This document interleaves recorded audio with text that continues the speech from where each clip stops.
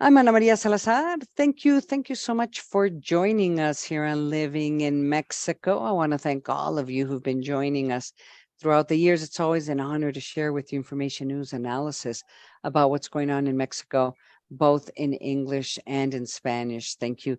Thank you so much. Today, we are going to talk about the reforms that President Manuel Lopez Obrador wishes to implement, which would dramatically change the role of the National Electoral Institute. There's been reporting on this almost every day on national media and international media, including, I believe it's the New York Times. A lot of media outlets, international media outlets have also been picking up on these very dramatic reforms that are being promoted by the president. To talk about these reforms and the impact this could potentially have on Mexico's electoral system, joining us again, and he hasn't been on the show for quite a while, is Benito Nacif. He's a former commissioner on the National Electoral Institute, which at one point was also known, and I believe, Benito, welcome to the show. It was also known at the time, because there was a reform in between, as the Federal Electoral Institute.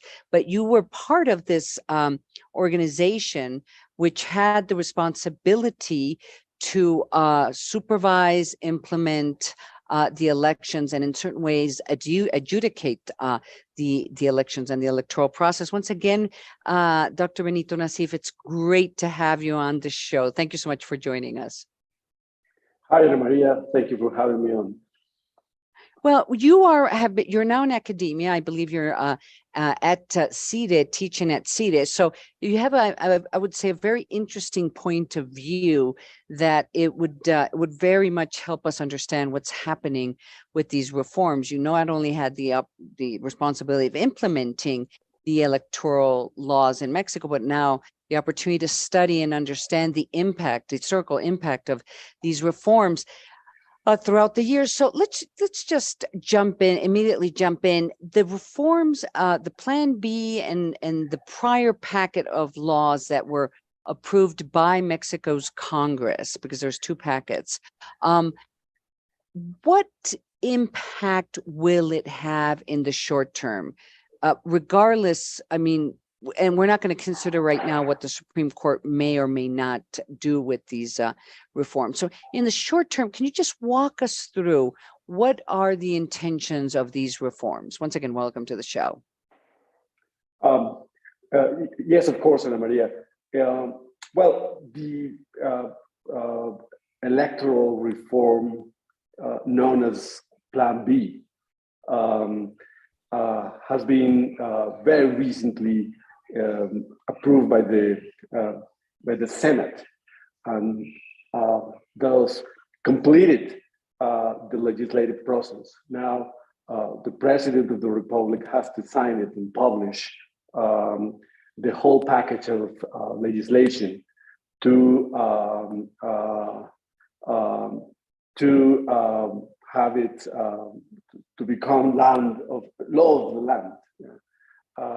That's the point we are at the moment.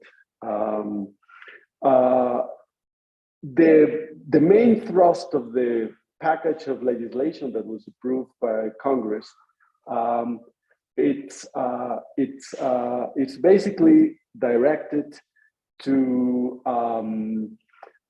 introduce very radical measures of austerity in affecting different aspects of the National Electoral Institute. One part has to do with restructuring, basically the offices at the district and state level, basically reducing the number of personnel at INE. Yeah. The other part has to do with the fusion of different administrative areas. The third part has to do with changing the decision-making process, basically reducing the power of the council, of the president of INE and other executive officers, and empowering a collective organ which will be in charge of administration, and then homogenizing local authorities in charge of organizing elections, introducing homogeneous structures, and finally changing different aspects of the organization of elections in order to save money. I would say that's the basic component of the package of reforms. Well, the main argument the president has made has been that elections in Mexico are very, very expensive. And he has basically needs these reforms. This is the arguments made by the president. He needs these reforms in order to assure that the INE is saving money and not wasting money. So how many people would be fired immediately or should be fired immediately as this law is being implemented? Well, INE has a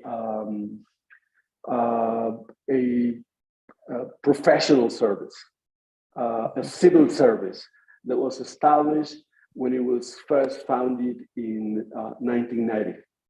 And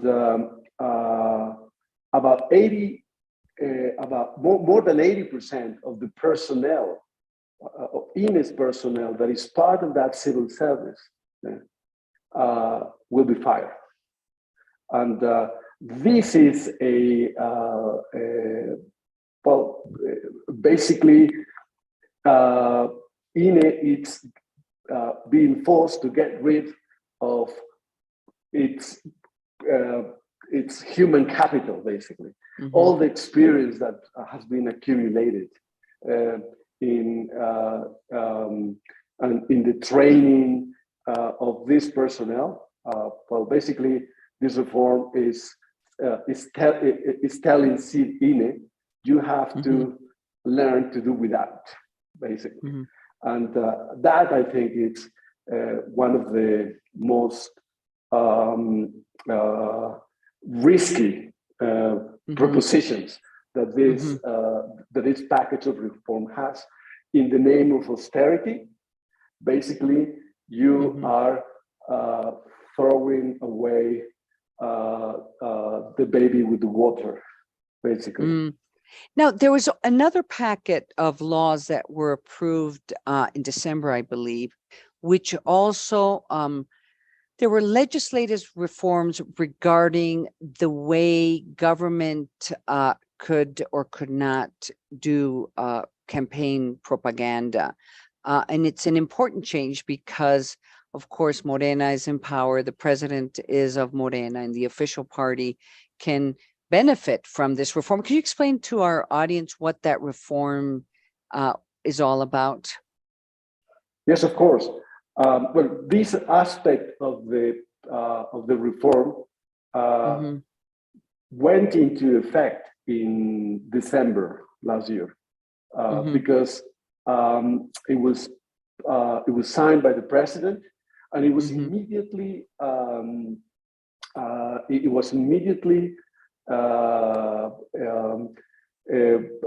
a matter of a legal suit in the Supreme Court. Basically, what the electoral reform in what concerns this aspect it's seeking is to reduce the meaning of government propaganda, or which is a legal term in Mexico, that has to do with advertisement of government actions and programs, and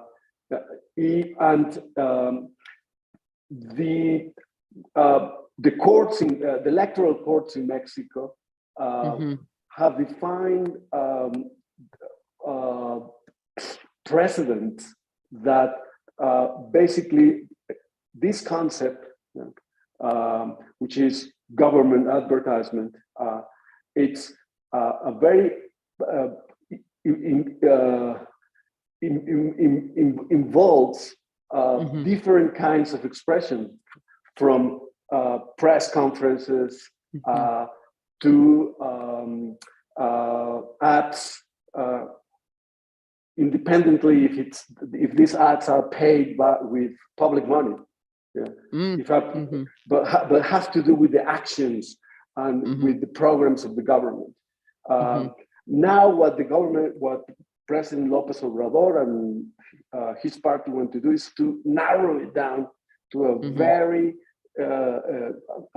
narrow concept, that only the ads paid with government money, with public funds, could be considered propaganda. So, but that goes against the precedents established by the Supreme Court, and that's the reason why its application was suspended while the Supreme Court is studying the matter. And there's high expectations that the Supreme Court is also going to, I mean, it's not 100% sure, but there is high expectation that the Supreme Court is also going to suspend the implementation of this new legislation that was approved this week, which is the Plan B. I mean, I think that's the expectation, that there will be some time to at least kind of review the law, and hopefully that they don't start firing people, which I think is one of the main concerns right now, that if this is signed in and the Supreme Court doesn't step in, that, this upcoming week, hundreds and hundreds of people are going to be fired, right? Yes, but I believe there are solid bases to that expectation, that the revision of this legislation by the Supreme Court will eventually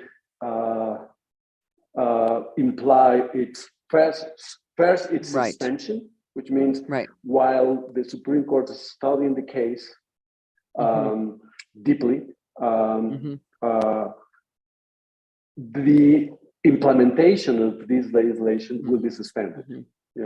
And second, it's likely that the Supreme Court will declare this legislation null in totality, or at least some aspects of it. Unconstitutional, right? Yes. Eventually there. Now, let me ask you this. There's a protest taking place, or a march taking place on Sunday that's being organized by opposition parties and civil society and activists, and there's going to be marching and protests around the country, or at least that's the expectation. That's what will happen this weekend.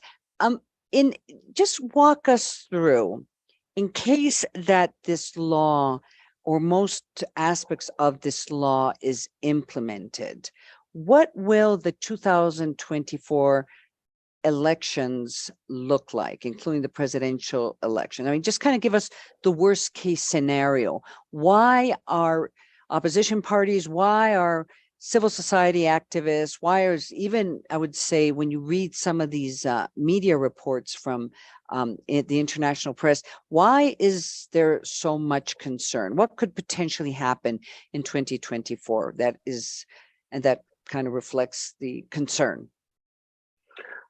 Well, I think the worst case scenario is a failed election. Because of as a consequence of the inability of the of the INE to organize the election according to law. Right.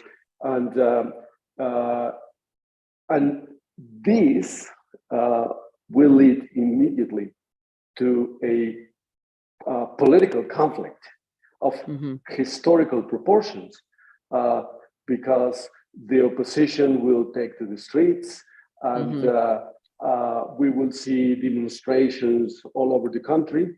Well, why would it fail? Because there's just not enough people. So many people were fired that the INE will not have enough people to put the elections together. Why would it fail? Well, for different reasons. One of them is the loss of expertise, competent personnel in charge of key processes,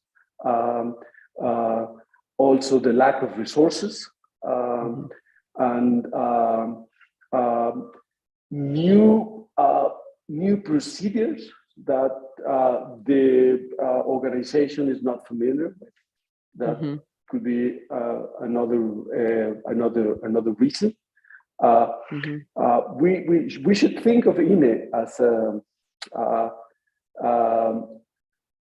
as a guarantee, as a mechanism that give us certainty that the organization of elections is going to go according to what the law says. And I don't think that with all these changes, the amputation of capabilities, the INE will have the ability to provide that certainty that until now it has provided. Wow, the way you lay it out is clearly very, very convincing. I mean, just the thought of elections, that the elections cannot take place in Mexico, or that there's just a massive failure of the National Electoral Institute really can be catastrophic for Mexico's democracy. Benito, I hope you come back maybe next week as we try to analyze what, the implementation of Plan B. We'll have a better sense as to where this is going. And I would like to ask you questions in regards to how in this environment how are they going to select the new commissioners for the National Electoral Institute, which is also having it's going to be a very interesting process. So Benito Nacif, professor at CIDE, also he was a commissioner at the National Electoral Institute. He has 12 years of experience as working in the elections, or working for elections authority in Mexico. I really appreciate you joining us this weekend here on Living in Mexico. Thank you so much. Thank you for inviting me to your show. Thank you. We're going to go to a break. I'm Ana Maria Salazar, and you're listening and watching Living in Mexico. Don't go away. I'll be right back.